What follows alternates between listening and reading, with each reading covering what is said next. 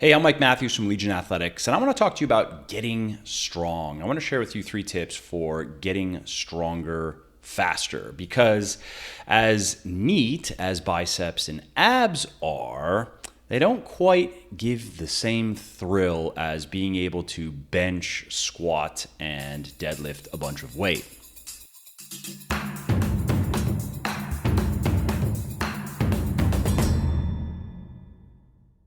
And there's another benefit to getting really strong. Namely, it is the most effective way to build a great physique. As a natural weightlifter, your number one goal should be to get as strong as possible over time.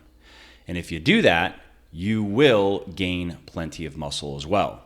And of course, the primary mechanical driver of strength is progressive overload.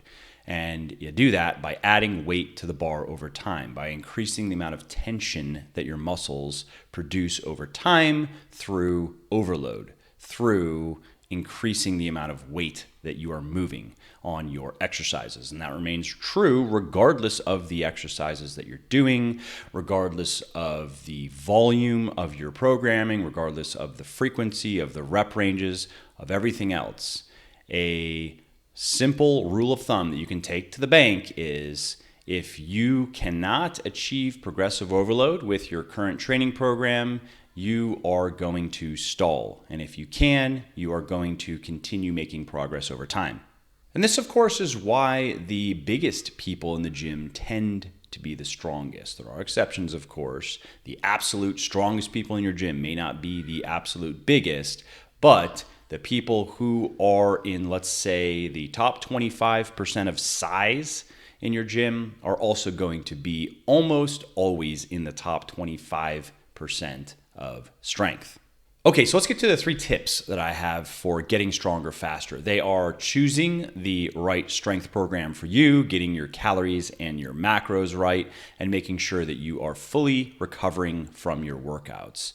If you just do those 3 things well, and you just keep showing up every day and putting in the work, you will be able to achieve the majority of your genetic potential for strength. Okay, so let's talk about the first one, choosing the right strength program.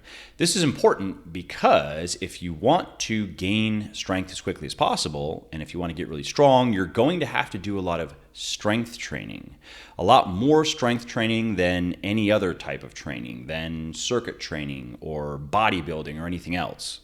And strength training is pretty unique. It differs from other styles of training in that, one, it focuses on compound exercises, which are exercises that involve multiple joints and multiple major muscle groups, as opposed to single joints and single muscle groups, or at least emphasizing single muscle groups. So those are called isolation exercises. So for example, the squat, of course, is a compound exercise because it involves almost every major muscle group in your body to perform correctly, whereas the biceps curl is an isolation exercise because it mostly just involves the biceps. Another key differentiator of strength training programs is they involve a lot of heavy weightlifting and some very heavy weightlifting as well. Now, what do I mean by that? Well, I would say that heavy weightlifting starts probably around 70% of 1 rep max, or somewhere in the rep range of, let's say, 10 to 12, maybe 15 reps. But most people are probably going to be 1 or 2 reps shy of failure, around rep 12, with about 70% of 1 rep max.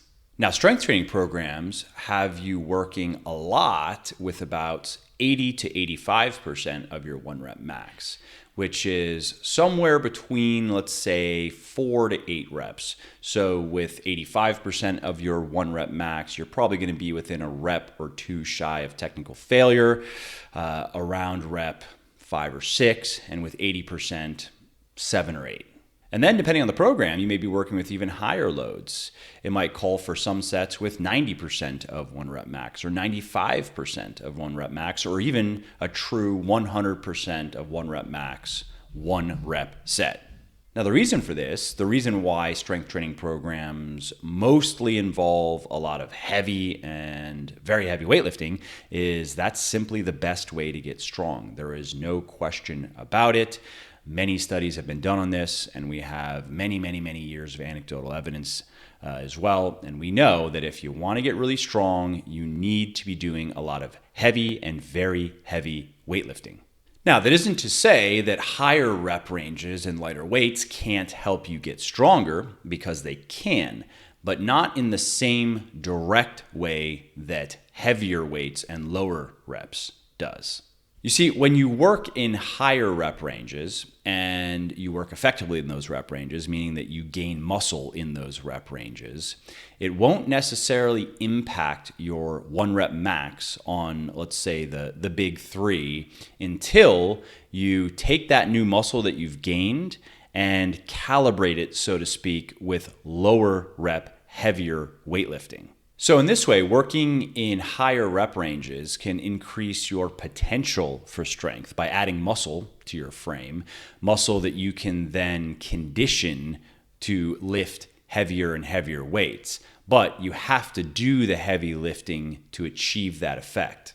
So what that means is you could, let's say, bench press in the 8 to 10 or 10 to 12 rep range for several months and do a good job, make some progress, add some weight to the bar, and gain a little muscle, and then go straight from that to a 1 rep max test and not see as much of a difference as you might expect.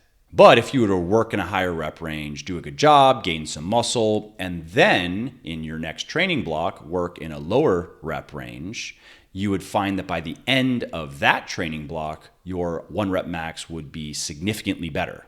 And this is one of the reasons why working in multiple rep ranges is optimal for intermediate and advanced weightlifters. For newbies, for people with, let's say, less than 1 year of heavy weightlifting under their belts, they don't need to worry about periodization. And really, in the scheme of things, periodization doesn't make a huge difference. Periodization is the technical term for working in multiple rep ranges. It doesn't make a huge difference in terms of results, but it is slightly better than just working in the same rep range for all exercises forever. And so what you'll often see in well-designed programs for intermediate and advanced weightlifters is training blocks will start with higher rep ranges, lower weights, more volume, with the emphasis on gaining muscle, because of course volume is a major factor in muscle gain. Progressive overload is number 1 as far as the mechanical drivers go, and volume is number 2. So that's how the training blocks will start, and the emphasis is gaining muscle, and then at the end of the blocks, or toward the end of the blocks, the weights will get heavier, the rep ranges will come down, the volume will come down, with the idea of taking that new muscle that you've gained in the beginning of the training block and translating it into greater strength. And then there's a deload just to give your body a break, and it starts anew. Higher rep ranges, lower weights, higher volumes, trying to just beat your body up and force it to gain some muscle, and then lower rep ranges, higher weights, lower volumes to turn that new muscle into more strength. Now, if you're wondering why my programs for men and women, Bigger, Leaner, Stronger, and Thinner, Leaner, Stronger, have you working mostly in the 4 to 6 and 8 to 10 rep ranges, respectively, it's because those programs are meant mostly for beginners, people who are new to weightlifting or resistance training, or new to heavy, proper weightlifting. And you see, when that's the case, you don't need to get fancy with your programming. You don't need to periodize your training. You can keep it simple and straightforward and just work in the 4 to 6 rep range, mostly if you're a guy, and spend most of your time on the compound exercises, or the 8 to 10 rep range if you're a woman, and mostly on the compound exercises. And you will gain more or less all the muscle that you can possibly gain in your first year, up to a year and a half, maybe 2 years of training if you just do that. But eventually you will need to change things if you want to approach your genetic potential for muscle and strength gain. Those programs alone will not be enough. And that's why I have an advanced program for men called Beyond Bigger, Leaner, Stronger, which I'm actually overhauling. So it's a book, Beyond Bigger, Leaner, Stronger, and I'm working on a second edition, a new edition, which, like the new third editions of Bigger, Leaner, Stronger, and Thinner, Leaner, Stronger, I'm really just reorganizing and rewriting the book from scratch, and I'm going to be making some changes to the programming. I'm pretty excited about it, actually. So my own training is soon going to reflect what it is going to be in this new Beyond Bigger, Leaner, Stronger. Because for the last many months or so, I've been doing what is more or less the new third edition of Bigger, Leaner, Stronger, just because I wanted to make sure that I had plenty of experience with it myself and I was happy with the year one challenge that comes with it and so forth. And then, yes, I will be doing a Beyond Thinner, Leaner, Stronger as well. The reason why I didn't do it previously is I wasn't quite sure what it should be. I hadn't worked with enough women yet to know, okay, so once they have achieved the type of physique that most women would kill for, what comes next? What do they want to do next? What do they enjoy? What do they not enjoy? But I feel like I have enough of that information now and enough general knowledge to do a good job. Anyway, that was a long tangent, but I hope you found it informative. So let's get back on track here. So these strength training programs, they focus on compound exercises, they involve heavy weights. Their workouts also tend to be shorter than bodybuilding programs. Strength training workouts are by their very nature very taxing, they're very tiring, and that's why most of those workouts are no more than 60 minutes. Most strength training programs involve just 3 or 4 workouts per week. That's also different than most bodybuilding programs, which have you in the gym 5, 6, even 7 days per week. And the reason for that is really the same as why the workouts are shorter. They tend to be very difficult, and you can only do so much heavy squatting, deadlifting, bench pressing, and overhead pressing before your body starts to fall behind in recovery.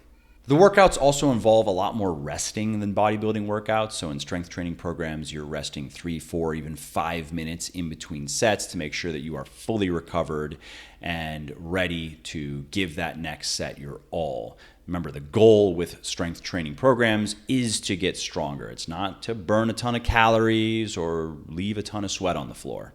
All right, so which strength training program should you follow? Well, there are a number of them out there, including Starting Strength, Strong Lifts, Texas Method, Bulgarian Method, Westside Barbell, 531, and some of them can be fairly complex and require a bit of calculation, require some spreadsheets just to even figure out what you're supposed to do in your workouts. And it doesn't mean those programs are bad, but those programs tend to be more suited to intermediate and advanced weightlifters. So if you are new to strength training, I recommend that you either follow Starting Strength, which is tried and true. It's been around for decades now. You can't go wrong with Starting Strength. Or Wendler's 531. That's also a program that is time proven, it's fun, and it delivers results. All right, so let's move on to my second tip for getting stronger faster, and that is getting your calories and macros right. Because if you don't know how to eat right, you will always struggle to gain strength. And what that means for strength is you need to be consistently eating more calories than you're burning. You need to be in a calorie surplus more often than not. And the primary reason for this is actually pretty simple. Your body's muscle building machinery, so to speak, works best when energy is abundant. The physiology is fairly complex, but that's really just what it comes down to, because if you are eating less calories or fewer calories, less energy than you're burning, your body needs to go into a sort of energy triage mode, because it knows that if this condition persists, if it consistently is fed fewer calories than it's burning over time, eventually it'll die. And so the body takes different measures to try to reduce energy expenditure and increase energy intake, or reduce calorie expenditure and increase calorie intake. And also it takes the energy that it's getting and it allocates it more carefully to different physiological processes. Of course, it prioritizes the stuff that just keeps us alive, the essential processes, and it deprioritizes the non-essential stuff. And as muscle building is non-essential, it's low on the list of priorities. And this is why studies show that in experienced weightlifters, it is damn near impossible to gain muscle while you're cutting, to gain muscle while you are consistently under-eating, consistently feeding your body fewer calories than it's burning. And so that's what you want to prevent when you are trying to optimize muscle and strength gain. And I say muscle and strength gain because they go together. Sure, when you're new, you're going to gain strength in the beginning, regardless of muscle gain, because you're going to be learning technique and your body's just going to be getting used to these activities. But once you have your technique down, within the first few months or so, most of the strength that you're going to gain from that point on is going to require muscle gain. And so, what's the easiest way to ensure that you are not consistently underfeeding your body? It is to consistently overfeed your body. Now, you don't want to just eat everything, though. You don't want to get into the habit of dirty bulking because your body fat levels skyrocket, and that alone can interfere with muscle gain, which then, of course, can interfere with strength gain, and it can become unhealthy, and it can make the post-bulking cuts very long and very grueling. And so what I recommend is a very moderate calorie surplus of about 10%. So that means that you should be consistently eating about 10% more calories than you're burning, and that you pay attention to your calories and macros, plan them, track them.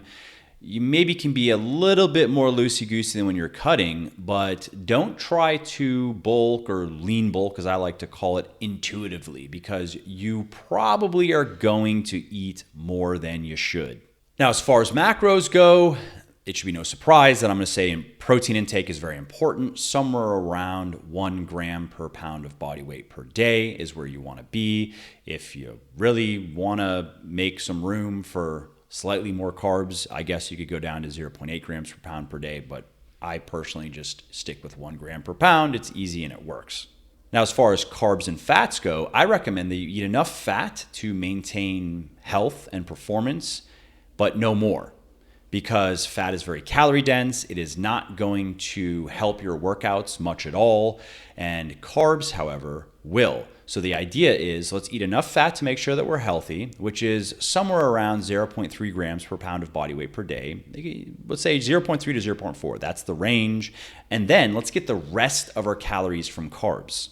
And yes, that means that you will get to eat a lot of carbs. And yes, that means that you're going to have some great workouts. Your body is always going to be full of glycogen, and you are always going to have a lot of energy in the gym. And you're probably going to be able to eat a lot of foods that you like too. And no, the high carb lean bulk approach is not going to lead to faster fat accumulation than a high fat lean bulk. Ironically, going on a higher fat diet makes it easier to gain body fat simply because dietary fat is chemically similar to body fat and therefore does not require much processing to turn into body fat.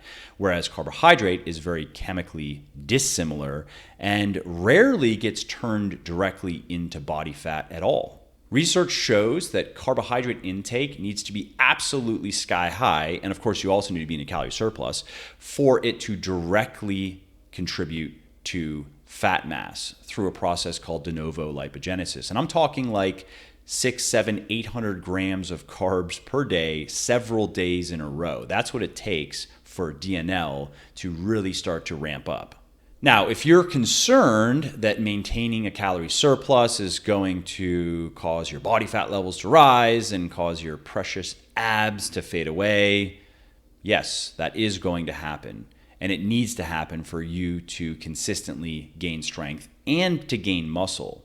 One of the biggest mistakes I see people making out there who are trying to gain muscle and gain strength, or just gain muscle, maybe they don't even think about strength, they just want to get bigger, is they are not willing to allow their body weight and their body fat percentage to change much. They're chasing the lean gains, the idea that you can have the super six pack and just consistently add muscle and strength month over month and year over year. You can't. Unless you use a lot of drugs, you just can't. Now, it doesn't mean you have to get sloppy fat when you're lean bulking, not at all. If you're a guy, I recommend that you start your lean bulk somewhere around 10% and end it somewhere around 16, 17%, which is really athletic by most people's standards. I understand it's kind of like fat by Instagram standards, but fuck Instagram. By normal, real standards, a guy at 15 to 17% body fat with a lot of muscle looks good, looks athletic. And for women, those numbers change slightly, so I recommend that most women start their lean bulks around 20% body fat and end 26, 27%. And again, I understand 26 or 27% body fat by at least maybe certain subsets of the social media crowd is unacceptable, but fuck them. 26 to 27% body fat on a woman who has a good amount of muscle and who looks healthy is great. Some women like to stay there. Some women don't. I've worked with many, many, many women, thousands over the years now, and I've found that most women do tend to prefer the leaner, more athletic, more defined look that is usually, 18 to let's say 22% body fat, and that's totally fine. But even those women have learned to, at least many of the ones I've worked with, have learned to enjoy their lean bulks and learned to be okay with gaining body fat and getting up to a size that maybe is a little bit uncomfortable for them. But they know that they know why they're doing it. They know that if they're tracking their numbers and they're doing everything correctly, that they're getting plenty out of it. And they know that it is not hard then to flip into a cut and just strip away the extra fat and then enjoy the new muscle that they gained. Okay, so let's go to the third and final tip, which is making sure that you're recovering from your workouts. This is always important, but it is particularly important with strength training because the workouts are so demanding and because the programs often progress linearly, meaning that you're going to show up to a workout and you're going to have to add weight to the bar and it's going to be harder and you got to do it, at least you're supposed to, regardless of what you did in the prior workout or the prior week. And so the keys to recovery are protein, calories, and sleep. You got to make sure you're eating enough protein. You got to make sure that you're eating enough calories. We already went over that. But sleep. Sleep is one of the most commonly neglected elements of recovery that I see out there. Many, many people are not sleeping enough, and they don't realize how much that can impair their performance in the gym and their results. For example, research shows that even a single night of poor sleep can interfere with your performance in the gym, and a couple nights of poor sleep can absolutely ruin it. And multiple studies have also shown that the athletes who get enough sleep, or even more than what they thought was enough, perform the best. I'm talking 8 to 10 hours of sleep a night. Now, that doesn't mean that you have to necessarily sleep 8 to 10 hours a night, but 7 to 8 hours a night of good sleep should be the norm. And if you're not getting that now, I challenge you to review your priorities, because most of the time, the people that I run into in my travels, in my work, who are not sleeping enough, are just doing other things than going to bed on time. They are playing around on their phones, they're watching YouTube videos, they're watching Netflix. They could go to bed at 10 and get up at 6, but instead they go to bed at 11:30 and they get up at 6 because from 10 to 11:30, they're kind of just durdling around. And I understand the need for relaxation and for winding down after a long and busy day, but nobody needs an hour to an hour and a half of social media or internet browsing or Netflix. And those aren't even great ways to relax anyway. If you want to learn some better ways to relax, just search for Muscle for Life Relax, and you'll find an article that I wrote on it. I think I also recorded a podcast on it too. So if you search my podcast feed or my YouTube channel, you may find I don't know if it was just audio or if it was video as well, but you may find something on that. Okay, lastly, for muscle recovery, it is worth considering a few supplements. Of course, supplements are the least important out of everything that we've discussed. You don't need any supplements to get strong, to get big, to get healthy, but the right ones can help. And so the first is creatine, of course, the most studied molecule in all of sports nutrition because it works. Of course, it doesn't work in everybody. Some people don't really respond to it, but most people are going to find that when they take 5 grams of creatine monohydrate per day, which is what I recommend, that they are going to gain strength faster, they are going to gain muscle faster, and they are going to be less sore from their workouts. Another supplement that I like for recovery is carnitine, which is a nutrient comprised of 2 different amino acids, lysine and methionine, and it plays a vital role in the production of cellular energy. And studies show that supplementing with the form L-carnitine, L-tartrate can help reduce muscle damage and reduce muscle soreness after workouts and also speed up muscle recovery.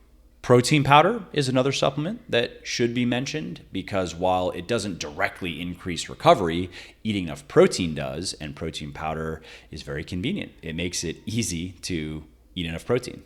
As far as individual powders go, I just use my own, of course, which is called Whey Plus from my supplement company, Legion Athletics. It's a 100% whey isolate. It is naturally sweet and naturally flavored. It tastes good. It's very easy on the stomach.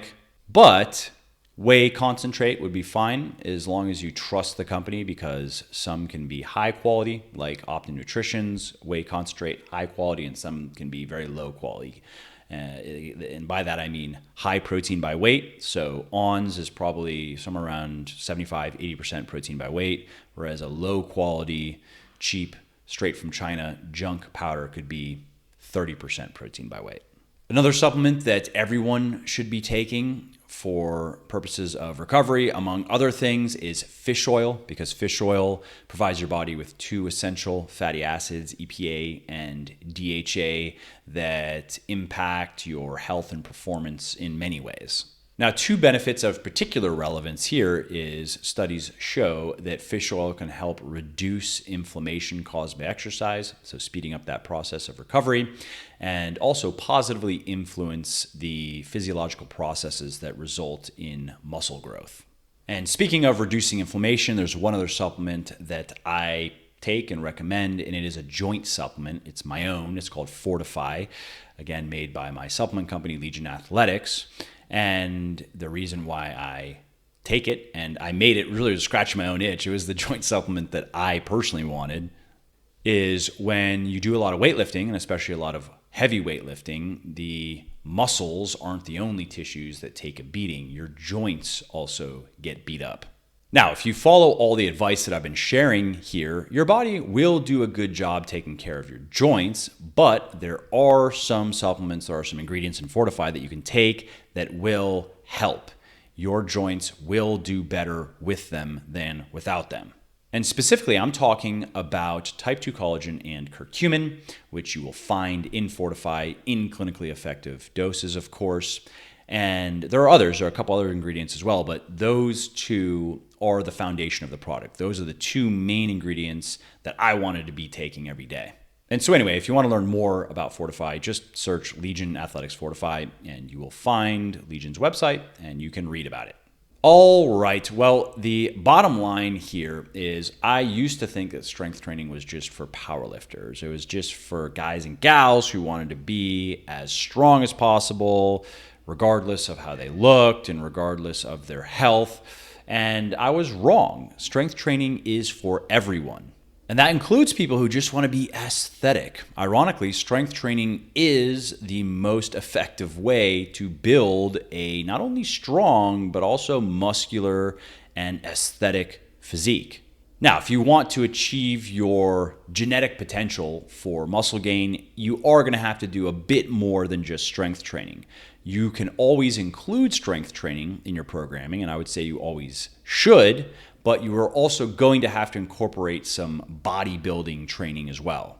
That's the way that I've been training for many years now, and it has served me very well, and that's what you'll find in my programs for men and women, which have been around for years now, and which have served many thousands of men and women well. So I hope you found this video helpful, and if you did, please do give it a like and drop a comment down below letting me know what you thought. And also feel free to share your thoughts about strength training or your experiences with strength training as well. And if you really liked this video, then also click on the big red subscribe button over there. It's free, of course, and then click on the bell and YouTube will notify you when my next video goes live. All right, well, I hope to see you then.